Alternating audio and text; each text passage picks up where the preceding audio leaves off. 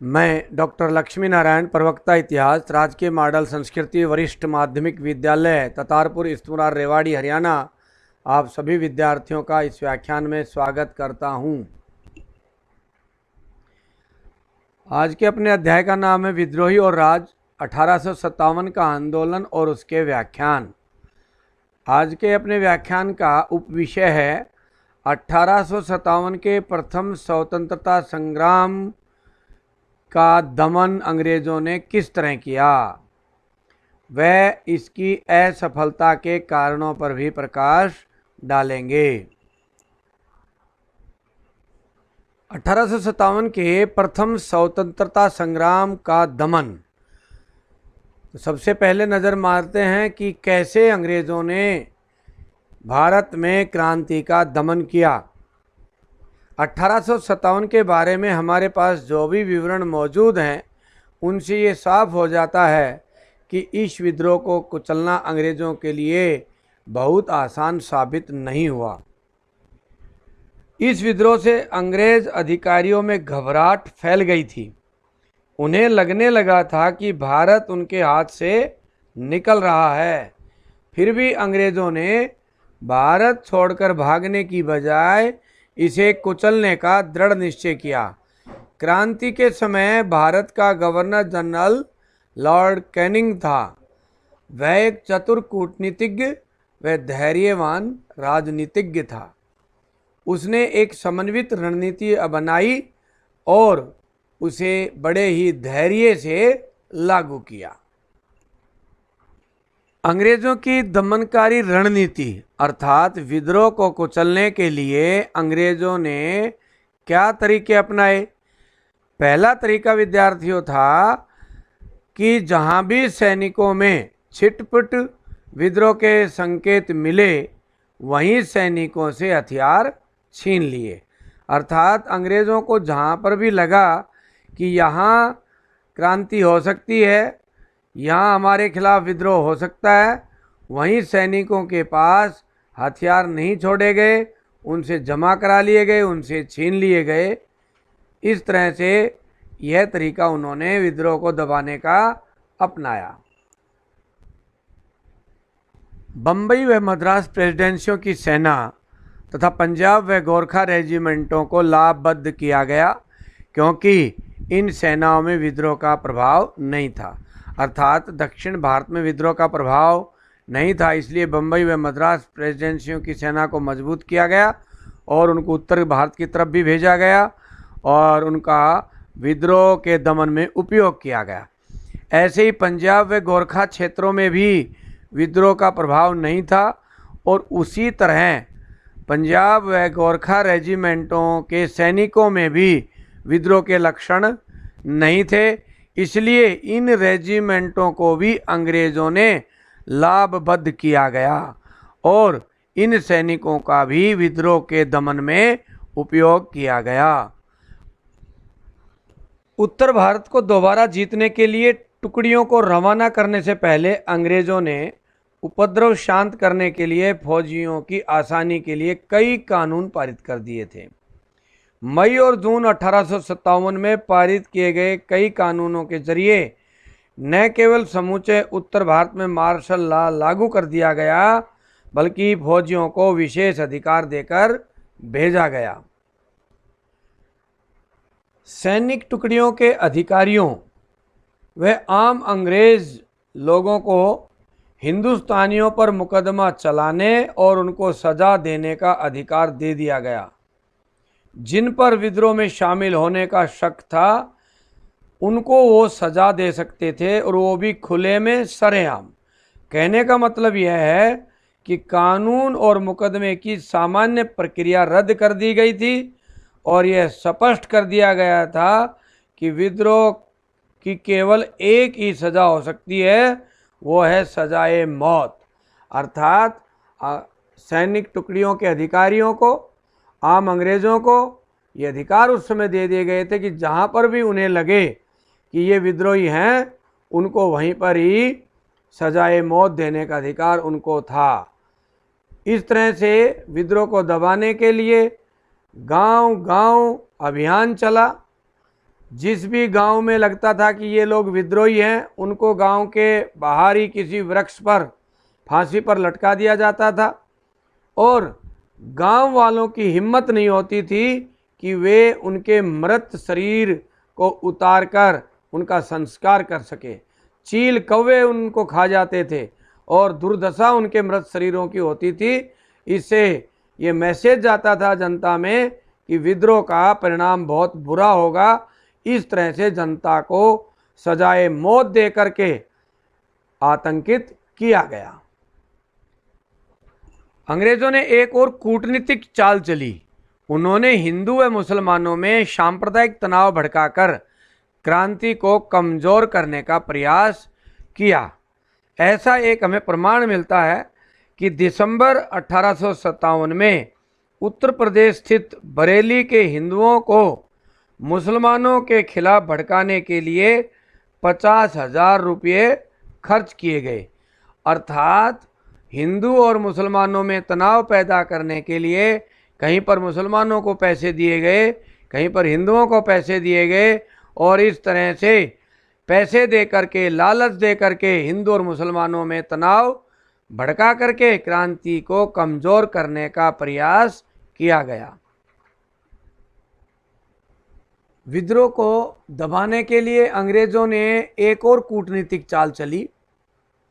उन्होंने अधिकांश देशी शासकों से सक्रिय समर्थन प्राप्त किया और उसके बदले में उन्होंने इन शासकों को ये आश्वासन दिया कि उनके राज्यों को अंग्रेजी राज में नहीं मिलाया जाएगा, उनको उनके राज्य के अधिकारों से वंचित नहीं किया जाएगा, क्योंकि विद्यार्थियों, भारत के लगभग सभी देशी शासक सहायक संधि से बंधे हुए थे और देशी शासकों के मन में, दिमाग में हमेशा यह भय बना रहता था कि जिस तरह से पंजाब का विलय कर लिया है, जिस तरह से कुशासन का आरोप लगा करके अवध का विलय कर लिया है, एक दिन ये अंग्रेज हमारे राज का भी विलय अंग्रेजी साम्राज्य में कर लेंगे।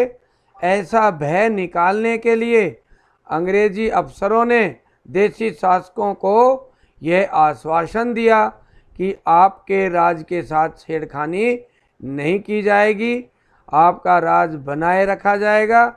इस तरह का आश्वासन दे करके अंग्रेज़ों ने भारत के देशी शासकों का सक्रिय समर्थन प्राप्त किया।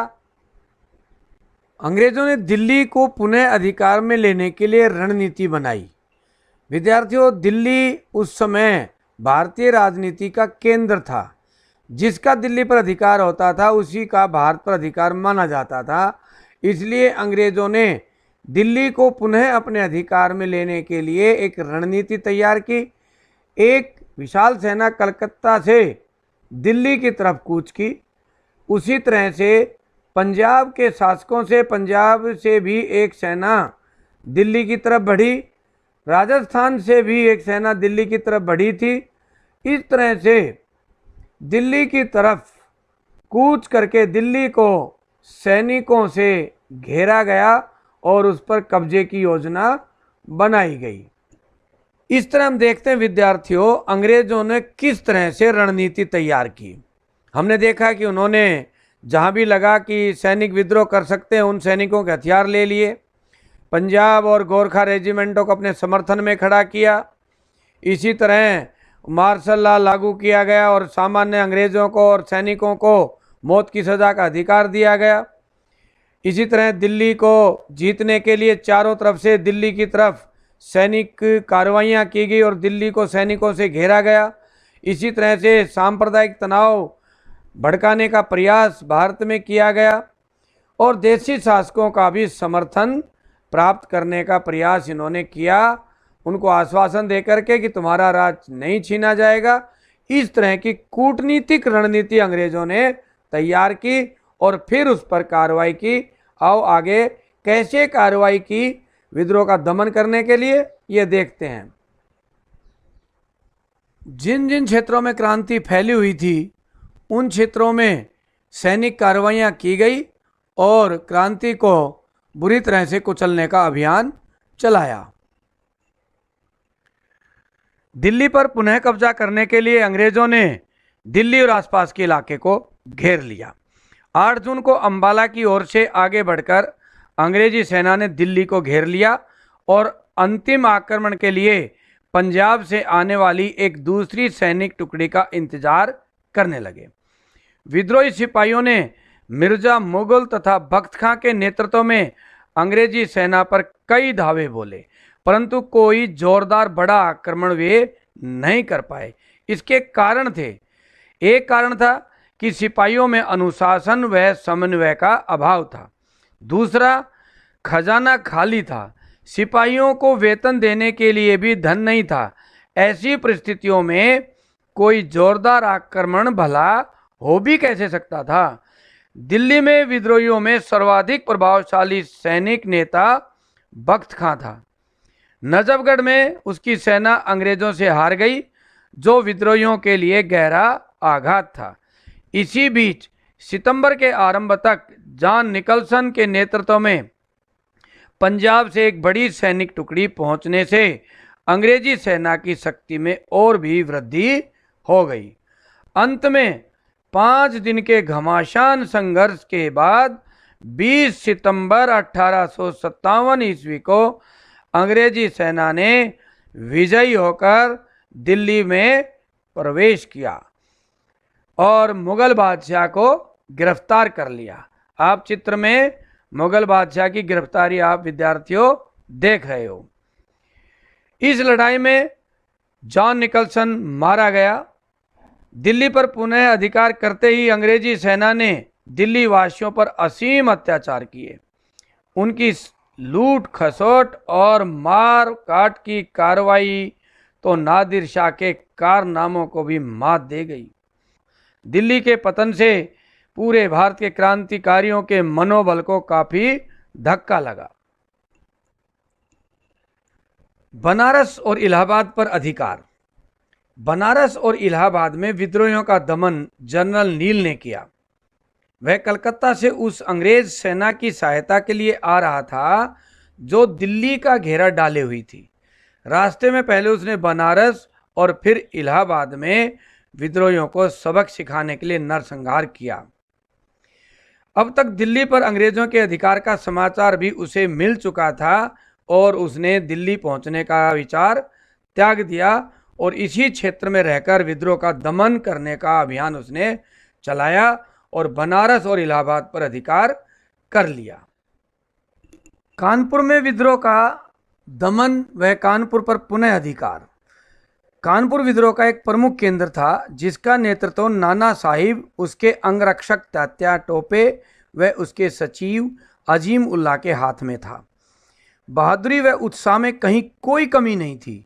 यहाँ विद्रोह शुरू होने पर अंग्रेजों ने छावनी की किलेबंदी में शरण ली, लेकिन लगभग 3 सप्ताह के बाद अंग्रेजों को पराजित करके सभी को मौत के घाट क्रांतिकारियों ने उतार दिया। कानपुर क्षेत्र में जनरल नील, हैवलॉक तथा जेम्स ऑट्रम के नेतृत्व वाली सेनाओं से विद्रोहियों की भीषण भिड़ंत हुई। फिर स्वयं कॉलिन कैम्बल कानपुर पहुंचा। वह ब्रिटिश सेना का प्रधान सेनापति था। अंततः घमासान संघर्ष के बाद 6 दिसंबर 1857 को अंग्रेजों ने कानपुर पर अधिकार कर लिया और विद्रोहियों को, क्रांतिकारियों को सजा दी गई। आप चित्र में देख रहे हैं किस तरह से क्रांतिकारियों को फांसी पर लटकाया गया था। यहाँ से पराजित होकर तात्या टोपे रानी लक्ष्मीबाई के साथ जा मिला, जबकि नाना साहिब निराशा की स्थिति में नेपाल की ओर चले गए। वहीं कहीं उनकी मृत्यु हो गई, जो आज भी एक संशय बनी हुई है, अर्थात नाना साहब के बारे में आज भी कुछ स्पष्ट नहीं हो पाया है। अवध क्षेत्र में क्रांति का दमन और लखनऊ पर अंग्रेजों ने पुनः अधिकार किया। लखनऊ पर अधिकार करने में अंग्रेजों को सबसे अधिक संघर्ष करना पड़ा। यहाँ अंग्रेज रेजिडेंसी में शरण लेकर तोपों से विद्रोहियों का मुकाबला कर रहे थे। उनकी स्थिति जिस समय कमजोर पड़ने वाली थी, उसी बीच 21 सितंबर को जनरल हेवलॉक और जनरल नील भी अपने सैनिकों सहित लखनऊ पहुंच गए। ये दोनों लड़ते हुए रेजिडेंसी तक पहुंच गए, परंतु नील इस संघर्ष में मारा गया। 17 नवंबर को ब्रिटिश सेना का प्रधान सेनापति कैम्पबेल 4500 सिपाहियों तथा तोपखाने के साथ लखनऊ पहुंच गया। कई दिनों तक सिकंदरबाग, आलमबाग तथा लखनऊ के अन्य बाजारों में युद्ध चलता रहा। 24 नवंबर को हेवलॉक भी मारा गया। कैम्पबेल यद्यपि रेजिडेंसी में घिरे हुए अंग्रेजों को छुड़ाने में सफल हो गया, परंतु पूरी तरह से लखनऊ को नहीं जीत सका। दिसंबर में वह कानपुर को जीतने में लगा रहा। अर्थात कैम्पबेल ने कानपुर पर जीत पर अपना ध्यान दिया। जनवरी फरवरी 1858 में लखनऊ जीतने के लिए कैम्पबेल ने लगभग 45,000 सैनिकों की एक बड़ी सेना संगठित कर ली थी। फिर तो अवध क्षेत्र की गली गली, कूचों कूचों में लड़ाई लड़ी गई। अंततः लगभग 9 महीने के भीषण संघर्ष के बाद 19 मार्च 1858 तक नगर पर पूर्ण रूप से अंग्रेजों ने पुनः अधिकार कर लिया। आप चित्र में देख भी रहे हैं तीनों जनरल कैसे मिल रहे हैं और पीछे अवध रेजिडेंसी अंग्रेजों की टूटी फूटी दिखाई दे रही है। आगामी 15 दिनों तक अंग्रेजों द्वारा जमकर अत्याचार व लूट मार लखनऊ में की गई और इस तरह से लखनऊ में भी क्रांतिकारियों को अंग्रेजों ने कुचल दिया। मध्य भारत में भी क्रांति फैली हुई थी और मध्य भारत में भी क्रांतिकारियों का दमन करने के लिए अंग्रेजी सेना आगे बढ़ी। बंबई से जनरल हुरोज ने बुंदेलखंड की ओर प्रस्थान किया। रास्ते में झांसी रियासत थी। यहाँ रानी लक्ष्मीबाई क्रांतिकारियों की नेता थी। ह्यूरोज ने झांसी पर घेरा डालना शुरू कर दिया तो लक्ष्मीबाई ने स्वयं किले की रक्षा की कमान संभाल ली। वह वीरता के साथ लड़ी, परंतु अंग्रेजों ने झांसी को जीत लिया और रानी वहां से बच निकली और कालपी पहुंच गई। कालपी में तात्या टोपे के नेतृत्व में क्रांतिकारी इकट्ठे होने लग रहे थे। वहां फिरोज शाह मेहता और रेवाड़ी से राव तुलाराम भी कालपी पहुंच चुके थे। वहां रानी लक्ष्मीबाई भी पहुंच गई। सभी ने मिलकर यहां अंग्रेजी सेना का जमकर मुकाबला किया। 24 मई को कालपी पर भी अंग्रेजों का अधिकार हो गया। वहां से रानी ग्वालियर की तरफ बढ़ी और 11 जून से 18 जून तक ग्वालियर में एक लंबी लड़ाई चली, जिसमें रानी लड़ती हुई वीर गति को प्राप्त हुई। दूसरी तरफ तात्या टोपे दक्षिण भारत की तरफ खानदेश के कहीं जंगलों में चले गए। बाद में वो पकड़े गए और 18 अप्रैल 1859 को तात्या टोपे को भी फांसी पर लटका दिया गया और इस तरह से मध्य भारत में अर्थात झांसी और कालपी क्षेत्र में, ग्वालियर क्षेत्र में विद्रोह का दमन अंग्रेजों ने कर दिया। बिहार क्षेत्र में क्रांतिकारियों का नेतृत्व राजा कुंवर सिंह ने किया। अपनी वृद्धावस्था के बावजूद भी उसने अंग्रेजी सेना को कई स्थानों पर परास्त किया। अप्रैल 1858 में कुंवर सिंह की मृत्यु के पश्चात नेतृत्व उसके छोटे भाई अमर सिंह ने संभाला। अक्टूबर 1858 तक वह अंग्रेजों से पराजित होकर पहाड़ियों में भाग गया और वहीं उसकी मृत्यु हो गई। इसी तरह हरियाणा क्षेत्र में भी क्रांति का पूरा प्रभाव था। हरियाणा क्षेत्र में सिरसा, हांसी, रोहतक, गुड़गांव और अहिरवाल क्षेत्र, मेवात क्षेत्र में क्रांति की लपटें उठ रही थी। जून 1858 में फिरोजपुर के deputy commissioner general Van Cortlandt के नेतृत्व में एक सेना ने सिरसा की ओर प्रस्थान किया। वह रास्ते में पड़ने वाले विद्रोही गांवों को कुचलते हुए आगे बढ़े। रानिया के भट्टियों ने अपने नवाब नूर मोहम्मद के नेतृत्व में अंग्रेज फौज का बड़ा मुकाबला किया, परंतु जीत अंग्रेजों की ही हुई। कॉटलैंड हिसार, हांसी में दमन करता हुआ जब रोहतक पहुंचा, तब तक दिल्ली का पतन हो चुका था।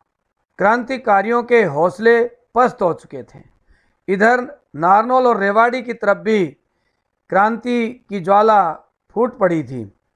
वहाँ पर भी जनरल जेरार्ड को भेजा गया, जो नारनौल के पास नसीबपुर के युद्ध में लड़ता हुआ स्वयं मारा गया।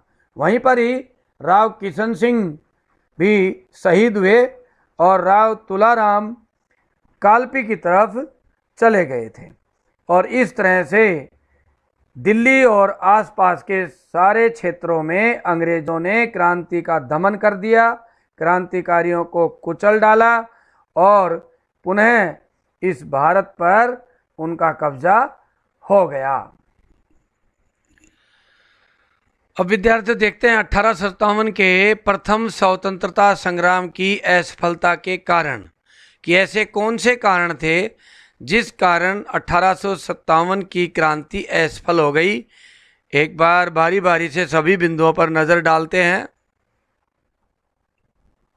1857 के प्रथम स्वतंत्रता संग्राम की असफलता के अनेक कारण थे। पहला कारण अस्त्र शस्त्रों की कमी। क्रांतिकारियों के पास केवल वही गोला बारूद और बंदूकें थी जो उन्होंने ब्रिटिश शस्त्रागारों से लूटी थी। नए हथियारों की आपूर्ति का कोई साधन उनके पास नहीं था। वो मात्र तलवारों के बल पर या अपने अन्य हथियारों के बल पर युद्ध कर रहे थे। दूसरा कारण हम देखते हैं यातायात और संचार के साधनों पर अंग्रेजों का नियंत्रण। यातायात और संचार के साधनों पर अंग्रेजों का नियंत्रण था। इनकी सहायता से उनको लड़ाई संबंधी पूर्ण जानकारी प्राप्त हो जाती थी। अंग्रेजों की जहां कहीं भी सैनिक स्थिति कमजोर होती, वहां वे तुरंत रेलों द्वारा अपनी सेना या अन्य सहायता भेज देते थे। विद्रोहियों के पास ऐसी कोई सुविधाएं नहीं थी। इस कारण भी हमारी क्रांति असफल हो गई। अगला कारण है सभी सैनिकों का विद्रोह में शामिल न होना। अर्थात विद्यार्थियों, अंग्रेज फौज में लगभग आधे भारतीय सिपाही तो प्रथम स्वतंत्रता संग्राम की इस लड़ाई में क्रांतिकारी हो गए थे, लेकिन शेष सिपाहियों ने इस क्रांति को कुचलने में अंग्रेजों का पूरा साथ दिया। चौथा कारण देखते हैं अंग्रेजों को देशी शासकों का सहयोग। भारत के अधिकांश राजाओं ने विद्रोहियों का साथ देने की अपेक्षा अंग्रेजों को अपना सहयोग दिया। इनमें हैदराबाद, ग्वालियर, पटियाला, नाभा, जींद, इंदौर, भोपाल, जोधपुर, कश्मीर, राजपूताना तथा नेपाल के शासक सम्मिलित थे। इन शासकों के सहयोग के कारण अंग्रेज भारतीय विद्रोहियों को सुगमता से कुचलने में सफल रहे। लॉर्ड कैनिंग ने ठीक ही कहा था, ये शासक तूफान को रोकने में बांध की तरह सिद्ध हुए। और इस तरह से देशी शासकों के सहयोग से भी ये स्वतंत्रता संग्राम सफल नहीं हो सका। एक कारण है सीमित जन समर्थन। उत्तर भारत के काफी क्षेत्रों में सैनिक क्रांतिकारियों को व्यापक जन समर्थन मिला, फिर भी पंजाब, पूर्वी बंगाल, राजस्थान, गुजरात इत्यादि क्षेत्रों में विद्रोह न के बराबर था। दक्षिणी भारत में यह अछूता रहा। शिक्षित मध्य वर्ग की सहानुभूति भी अंग्रेजों के साथ रही। इस कारण से भी यह क्रांति कमजोर पड़ी। अगला कारण है क्रांति निश्चित समय से पूर्व आरंभ हो गई।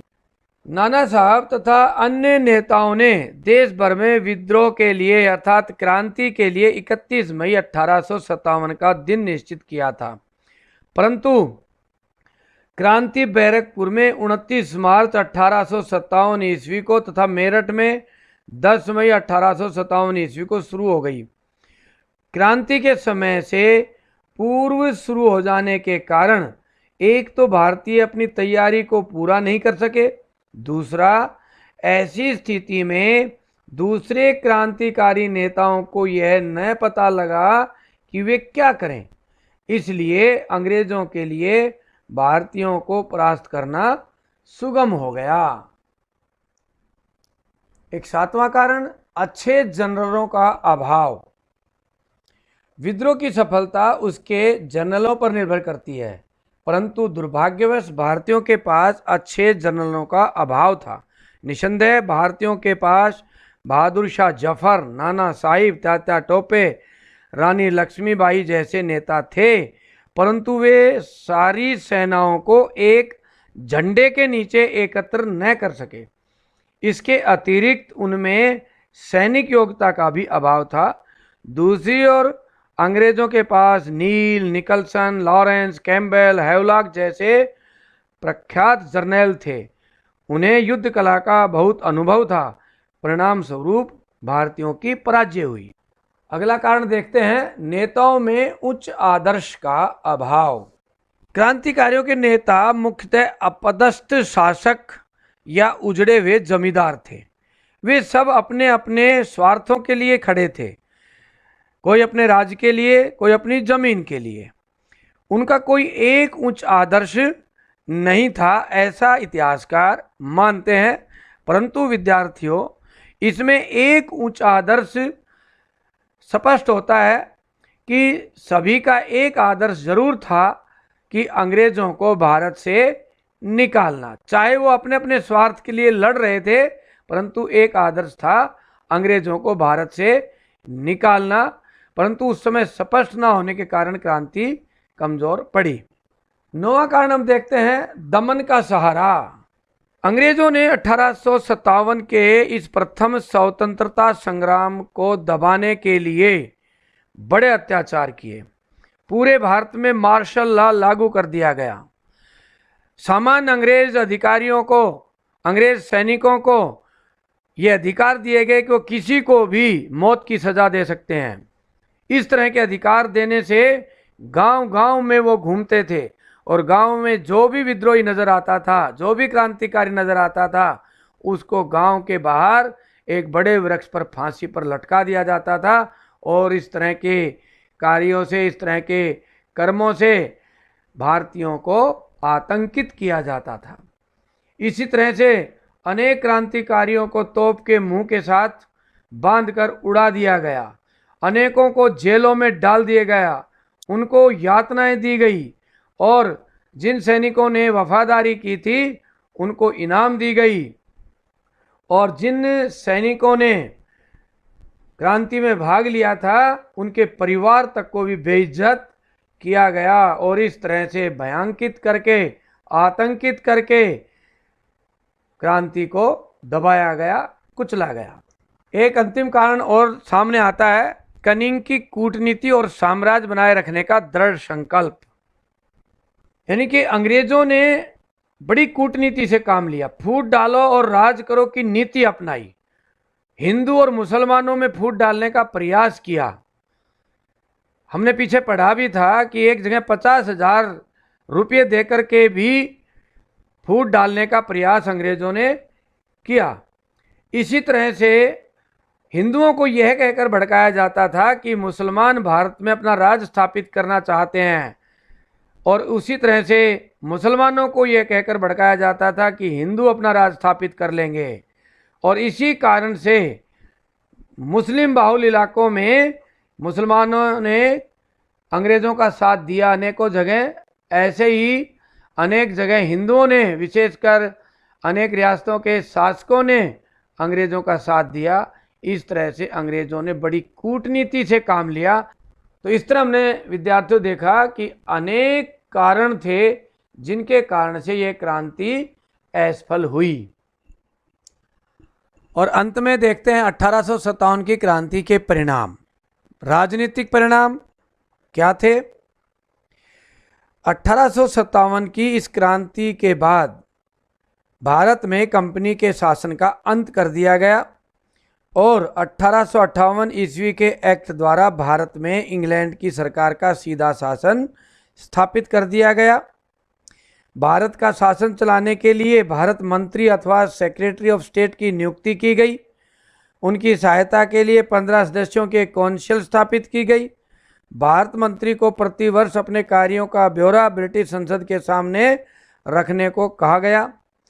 और भारत में जो कंपनी का गवर्नर जनरल होता था उसको वायसराय की उपाधि दी गई। वायसराय का अर्थ होता है विद्यार्थियों सम्राट का प्रतिनिधि। इंग्लैंड के सम्राट के प्रतिनिधि के रूप में अब भारत का गवर्नर जनरल राज करने लगा और अब वो वायसराय कहलाने लगा।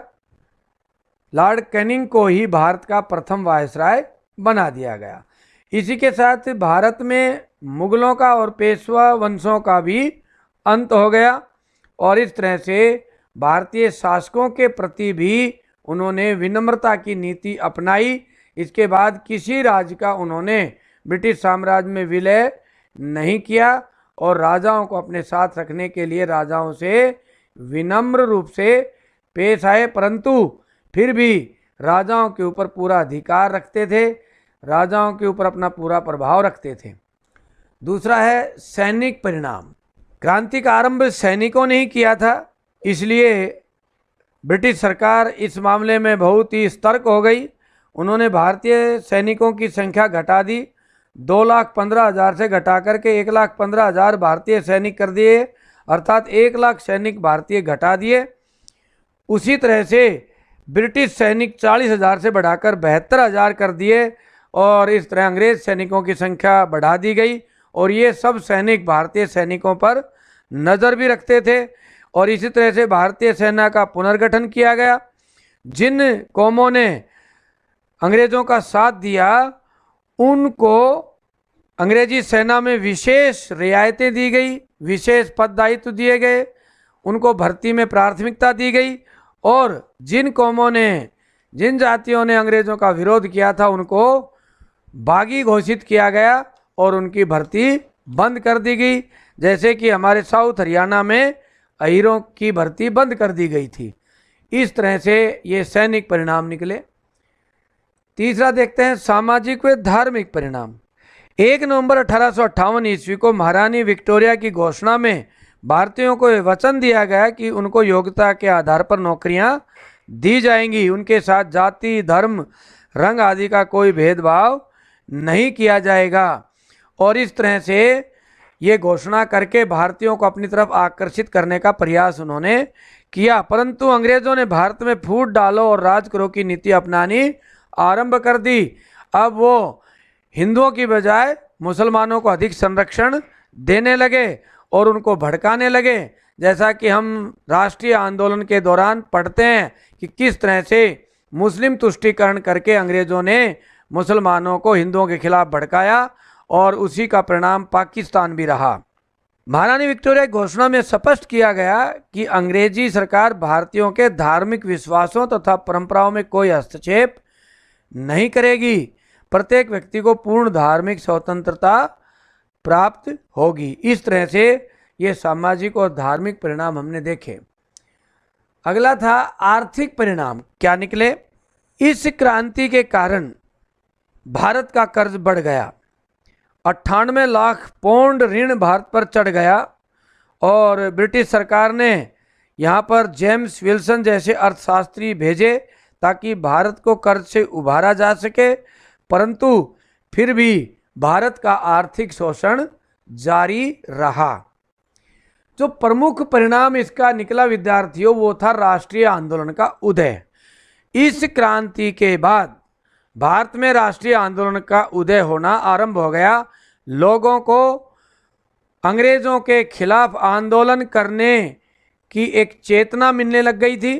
कहीं ना कहीं किसी ना किसी रूप में कोई ना कोई अंग्रेज विरोधी कार्य, अंग्रेज़ों के खिलाफ कोई आंदोलन होता रहा और इस तरह से राष्ट्रीय कांग्रेस की स्थापना हुई, क्रांतिकारी नेताओं का उदय हुआ और उन क्रांतिकारी नेताओं में वीर सावरकर जैसे व्यक्तित्व ने 1857 को विषय बनाते हुए प्रथम स्वतंत्रता संग्राम पुस्तक लिखी, जिसमें 1857 की क्रांति में भारतीयों के बलिदान और त्याग की कहानी लिखी गई, जो राष्ट्रीय आंदोलन के नेताओं के लिए एक प्रेरणा स्रोत बनी।